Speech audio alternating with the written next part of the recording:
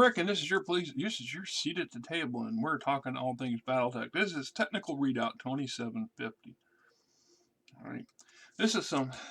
This is would have been the cutting edge or the very tail end of the Star League for the SLDF. This was the best of the best of that era, and pretty much everything that we have in 3025 and after, uh, this stuff actually exceeds most of that. And you would very rare would you find these things existing in the inner sphere in 3025. Comstar has a slew of this stuff, but they're keeping it under wraps. We don't know about that until the latter part of 3050 and the clan arrival and Battle of Tukiad. But this book allowed us to have certain MacGuffins and gems that could be found in the occasional rare Star League catch.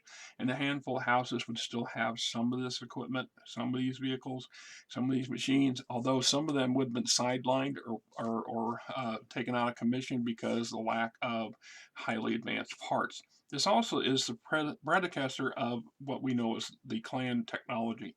It also goes to show that when the clans show up, and we're overwhelmed by their technology and a lot of what their perceived advances that they've made. When the truth of the matter is, the majority of the weapon systems that they use, majority of the foundation of the creation of the mechs, aside from the omni-mech themselves, the concept of the modular weapon system and things like elementals, the bulk of this advanced technology really isn't advanced at all. It's just returning what the inner sphere had at its fingertips at the beginning of the first succession war. So if you look at that from a slightly different perspective, look at the clan invasion from a different perspective. Um, if you look at the clan's second line machinery, as an example, ignore the elementals and ignore the omni-mechs and the omni-fighters. Okay, the clan's battle fleet warships are exactly what they are. They are not new modern generation of something that's been 200 years in advancement.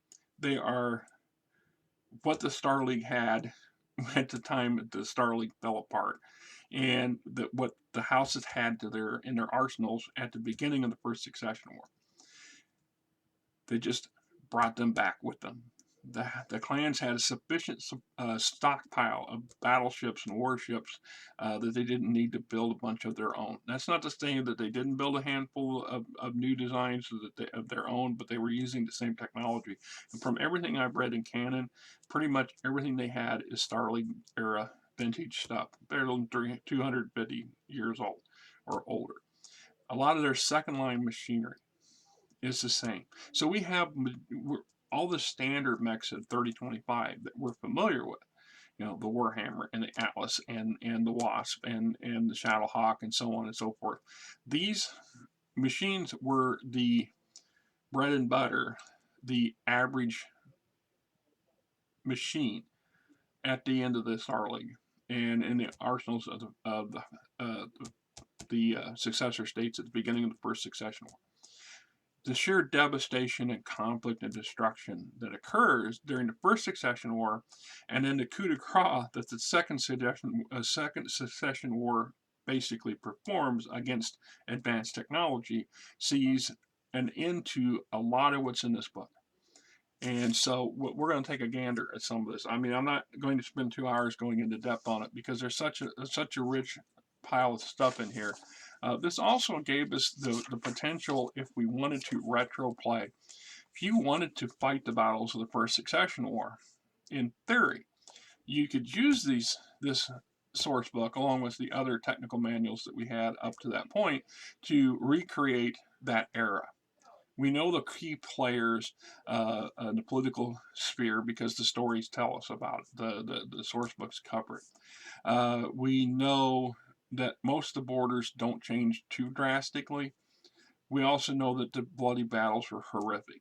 So when we talk about later, when everybody talks about the jihad and just how brutal the jihad was, and they talk, well, have you ever seen? See, I find that questionable because I believe that the first succession war, the jihad was just a pale image of the first succession war. The jihad was brutal. from everything I've been so far, what little I've been able to read about it.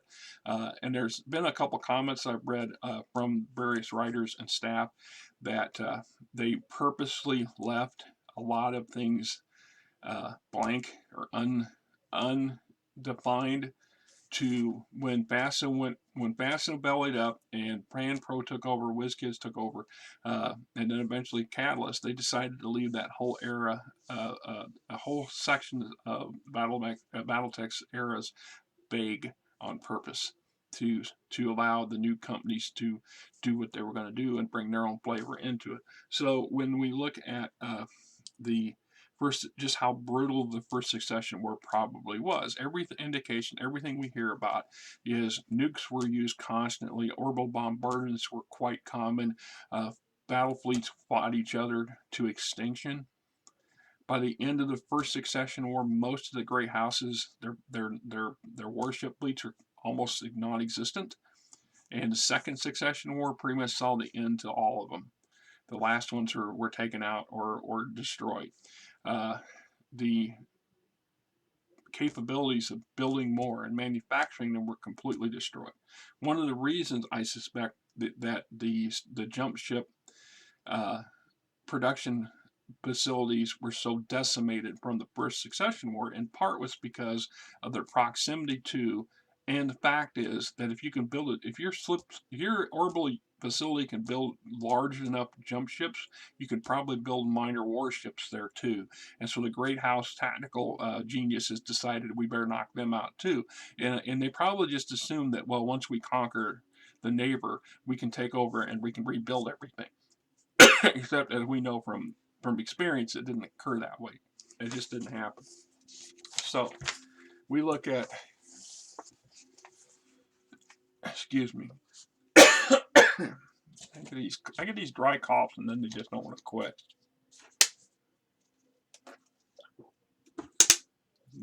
Did a lot of reading. I just did the video for this one here too, so I'm already 45 minutes into doing videos for the morning. Closing years of the Star League, greatest strides were made in all areas of military technology, improvements of weaponry, armor, mech manufacturing techniques, continued to deadly fighting machines that were faster, better armed, better protected than any of their predecessors. Though some systems using technological breakthroughs were seen in the battlefield in the latter days of the League, the underlying technology has sometimes not fully matured. As a consequence, these systems were costly, bulky, and in some cases mutually exclusive. The collapse of Star League and the start of the Succession Wars cut further refinements of these technologies. The Intersphere industrial base was shattered by invading armies, while many skilled technicians died on the front trying to keep the remaining machines in operation. Complex machinery that turned out these jewels of technology were ground into the dust under massive juggernauts they had helped create. The successor lords had no choice but to use older, obsolete technology in their war machines. Over the years, the constant warfare that has plagued the worlds in the inner sphere has kept the successor states from gaining the respite needed to rebuild their industrial base to pre-war levels. As time passed, these were less and less to rebuild, and fewer of those knew how to do it. All that changed thanks to the Grey Death Legion's discovery of the Star League Computer Library Core on Helm 3028. Much of the lost knowledge has been regained after 20 years of research and experimentation, aided by Grey Death Memory Core. The Federated Commonwealth, the Draconis Combine, Free Worlds League are all on the verge of fielding mechs using technology not seen for centuries. The technical readout is compiled from data contained from the Grey Death Memory Core, providing information, etc., etc. There's a keynote there. I will point out that the clans do not return until several decades later. I think it's 3050-ish. So there's nearly 25 years, 20 years between the resurgence of the Helm Memory Core, and so the various houses have 20 years to unlock the secrets that are contained in the memory core and to try to build upon that information. In some aspects, they're able to restart Star League era factories that have been idle since the first Succession War because of problems and damage. In other cases, they rediscover stuff, and it's because they're able to do that, they're able to resurrect a number of designs and things. Had that not occurred, the inner sphere, the great houses of the inner sphere, specifically the Federated Commonwealth and the House Creta, were on that cusp or that verge of a new golden era when the clans arrived. So the clans arrived was a total shock, and it was all or nothing. But had the Helm memory core not been uncovered, and had they not had that 20 years of opportunity, just how less effective would have been the inner sphere forces been, and how much longer it would have had it taken for the inner sphere houses to begin fielding more advanced equipment. It's one thing to capture an enemy's advanced equipment. It's another thing to reverse engineer it, figure out how to manufacture your own, and put that into production, and then put it into production into the field. It takes a lot of time. And we had 2 decades, a little more than 2 decades of development time prior to the start of the clans arriving. So it's convenient or ironic that the clans arrive right at that period. Just as the great houses are on this verge of this basically a renaissance in Star League era everything, boom comes the clans. Just saying. Right. So we have the anti-missile systems, aerial force system, extended range lasers and PPCs, ultra cannons, Gauss rifles, LBX autocannons, Streak SRMs, Swarm LRMs, Thunder LRMs, pulse laser technology.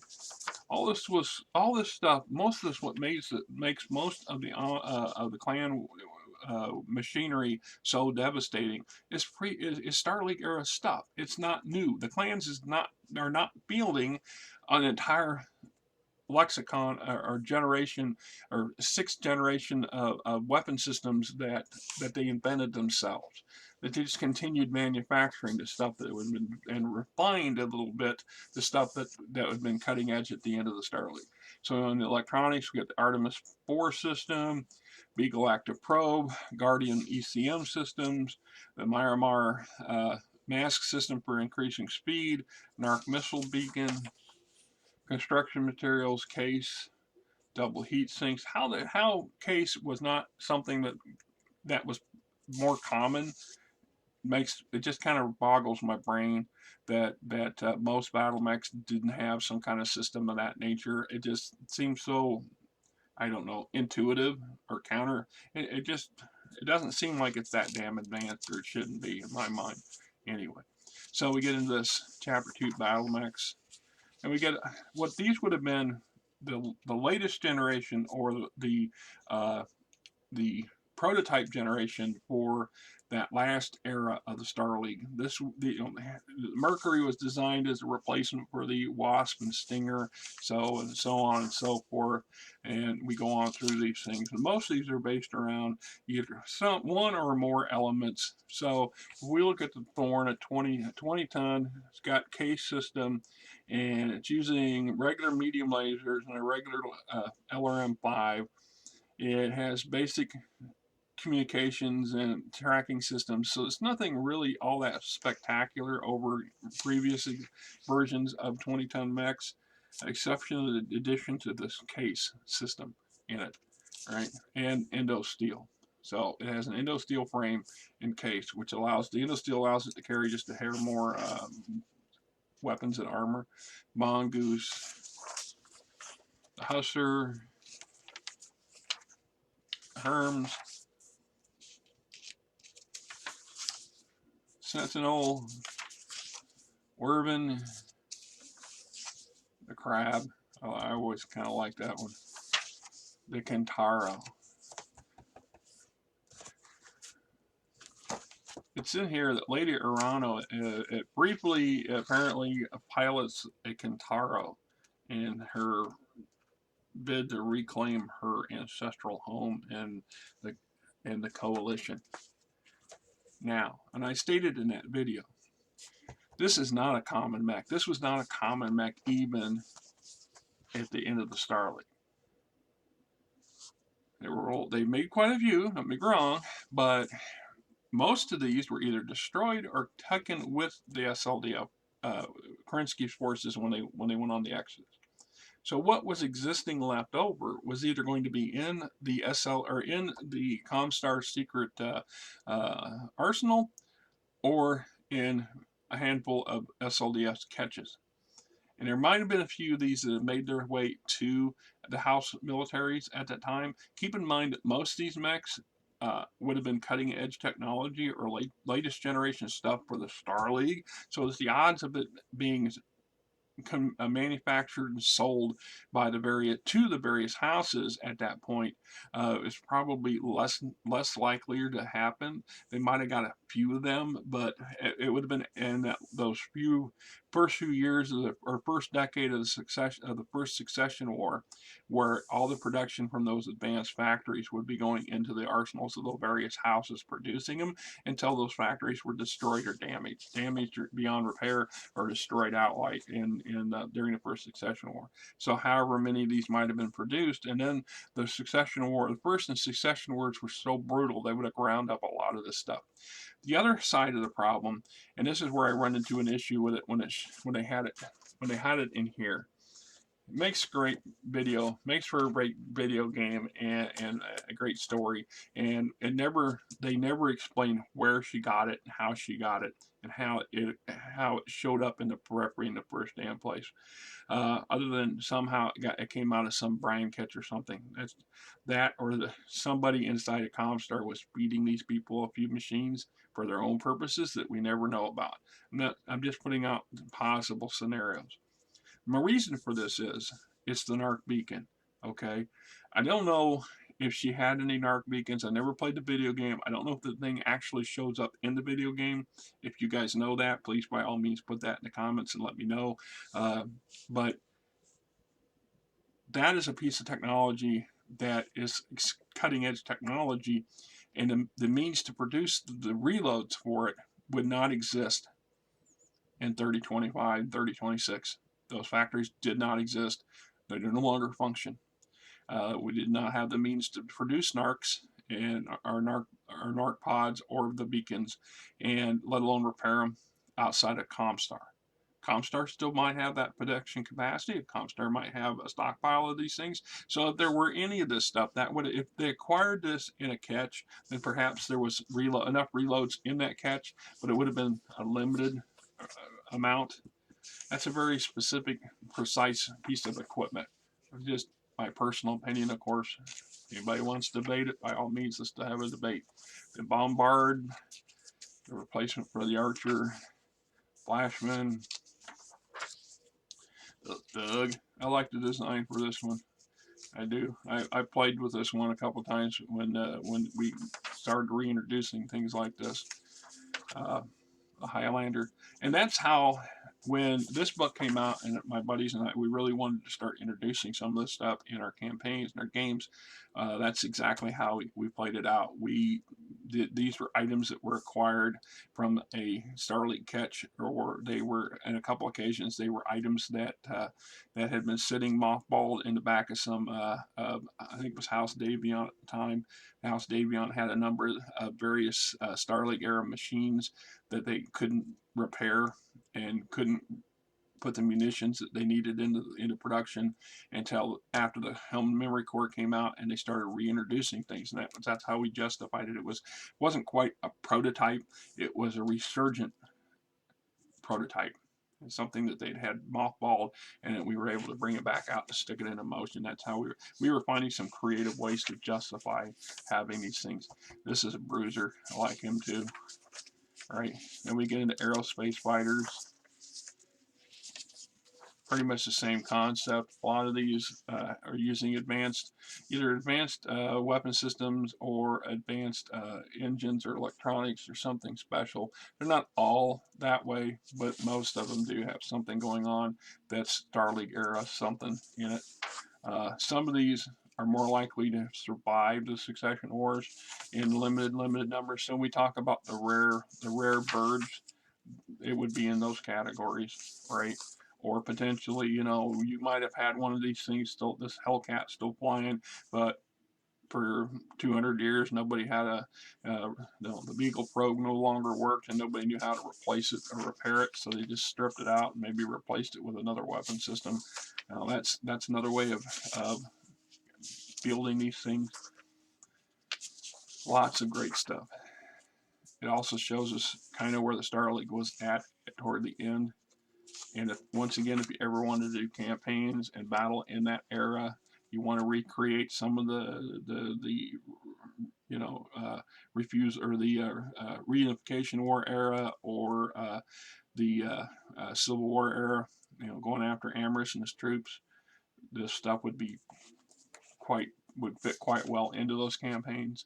We get into, you know, combat vehicles, of course, and pretty much the same thing. You got more modern versions. Now this is one that pops up quite a bit in some of the stories, which I kind of thought was interesting. It just expanded our repertoire of combat vehicles, and the odds are better that some of these survived, and potentially even the factories to produce them survived. The difference would have been anything in 3025 would not likely have a pulse laser in it. They would have been replaced with just medium lasers, because once again they didn't have the capacity for building pulse lasers. This one here is kind of a freak. I have mixed opinions on it. The Kanga, I've used this a couple times in a campaign, and it's a kind of a hybrid. It has this ability. It's a hover tank that can jump, has the built-in jump jet capacity, so you can jump over things. It was trying to bridge that crucial issue with mobility that a lot of ground vehicles have that mechs don't have, and so that was just their way of trying to overcome it. Right, another piece of artillery. Yet another piece of artillery. I always liked the design of the marksman.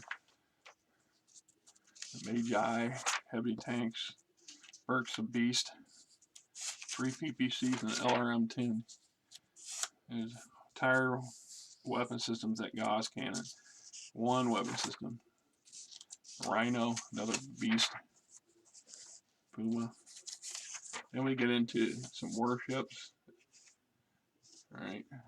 Naval cannons, lasers, PCs, lithium fusion batteries, the bug eye, the special forces, surveillance jump ship, corvettes and destroyers and battleships. Just gives us a flavor of how many different designs there were at the time of Congress. Alright, Black Lion, Soyuz, Cameron. Some of these are just massive, massive things. Yeah, must have been one of those days.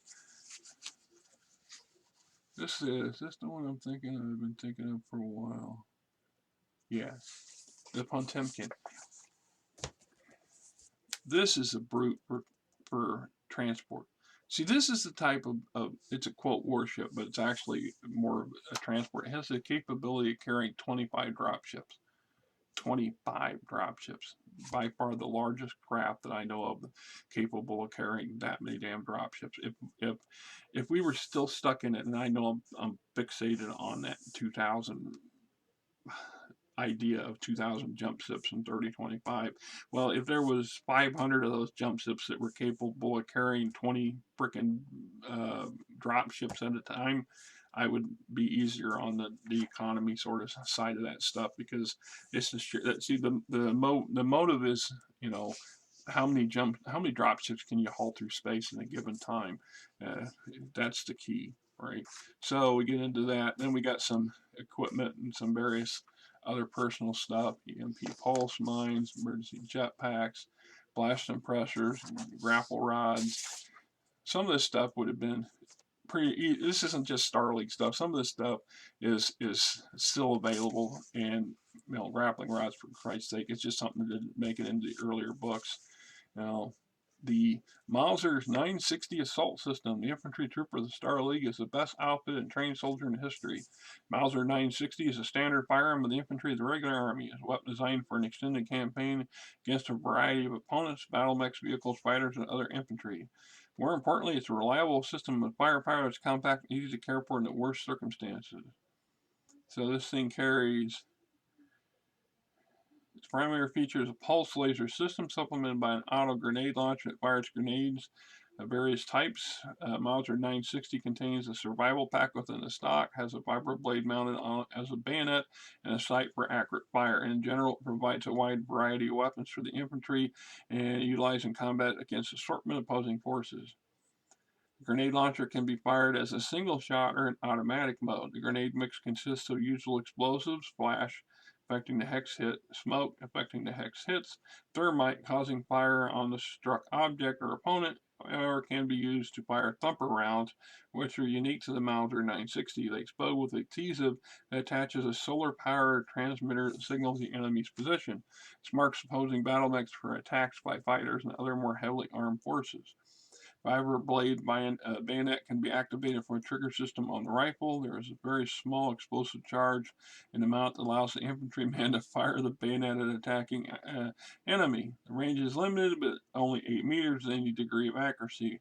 But it is another element in the universal fighting system. Survival kit, with the exception of the folding spade, is stored in the stock of the weapon. Emergency flares, torches, flashlight, ration kit, including pill packages and medical kit by 1 meter bandage, and etc. etc. One tough little bugger with a lot of stuff in it. So anyway, this is a great source book. This technical readout, I got a lot of mileage out of it over the years, and just saying, right? Anyway, till next time, this is Rick. Hope you guys have a great weekend.